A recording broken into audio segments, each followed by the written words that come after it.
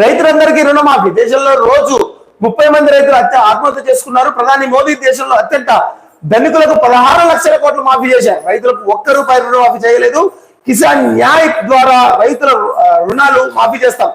Swaminathan formula ప్రకారం బట్టలను చట్టబద్ధమైన మద్దతు ధర అందిస్తాం. ఉపాధి హామీ ఇతర కార్మికులు రోజువారీకి కనీస వేతనం 400 అమలు చేస్తాం. మత్స్యకారులకు డీజిల్ పై సబ్సిడీ అందిస్తాం. సహకార బ్యాంకు ఏర్పాటు చేస్తాం అన్నటువంటి ఇది ఒక మంచి హామీ అని చెప్పొచ్చు. ఇలాంటి హామీలు ఇవ్వండి. చూడండి, దేశంలో 30 మంది రైతులు ఆత్మహత్య చేసుకుంటారు. అవును, ప్రధాని నరేంద్ర మోదీలో 16 లక్షల కోట్లు మాఫీ చేశారు.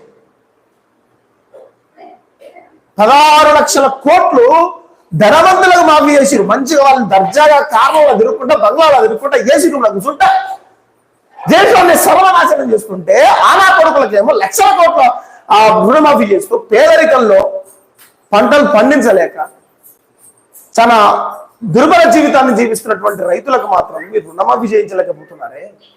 ఆ 16 లక్షల కోట్ల రుణమాఫీ రైతులకు చేసి ఉంటే ఈ రోజు రైతులు ఎంత సంతోషంగా ఉండేవాళ్ళు. చెయ్యరు, ఇలాంటి చెయ్యరు. మీరు చెయ్యరు. ఎందుకంటే మీకు కావాల్సింది ఓట్లు. ఆ 16 లక్షల కోట్లు కాదు, రైతులు రుణమాఫీ చేస్తే వాళ్ళు సంతోషంగా ఉంటే ఓట్లు ఎట్టేస్తారనేటటువంటి సందేహం మీకు ఉన్నది. ఈరోజు ఈ కాంగ్రెస్ ప్రభుత్వం ప్రకటిస్తుంది ఏదో చేస్తారని కాదు, చేస్తే బాగుంటుంది. వీళ్ళ హామీ వీళ్ళు మద్దతు ధర ప్రకటిస్తుంటారు, రైతు రుణమాఫీ చేస్తుంటారు, ఉపాధి హామీ పథకానికి ₹400 చేస్తుంటారు. ఇదంతా మంచి నిర్ణయాలు. ఇలాంటి నిర్ణయాన్ని స్వాగతించాల్సిన అవసరం ఉంది.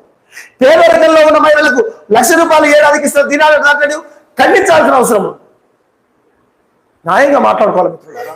మనం ఇష్టం వచ్చినట్టుగా మాట్లాడుకోవాలి, న్యాయంగా మాట్లాడుకోవాలి.